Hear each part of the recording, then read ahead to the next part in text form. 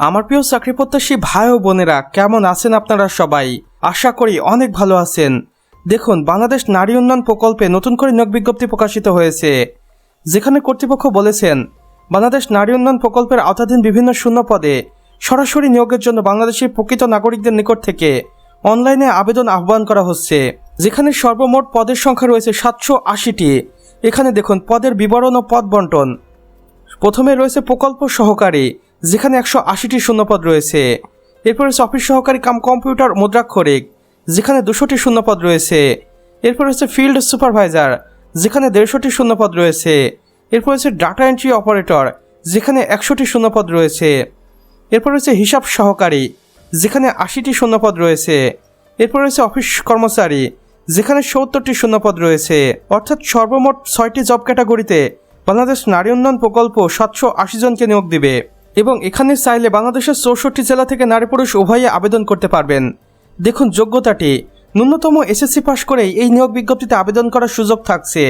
সেই সাথে এইচএসসি বা স্নাতক পাশ করেও আপনি আবেদন করতে পারেন পদভেদে। কম্পিউটার বিষয়ে প্রাথমিক জ্ঞান থাকলে অগ্রাধিকার দেওয়া হবে। সংশ্লিষ্ট ক্ষেত্রে অভিজ্ঞতা থাকলে অতিরিক্ত সুবিধা পাওয়া যাবে।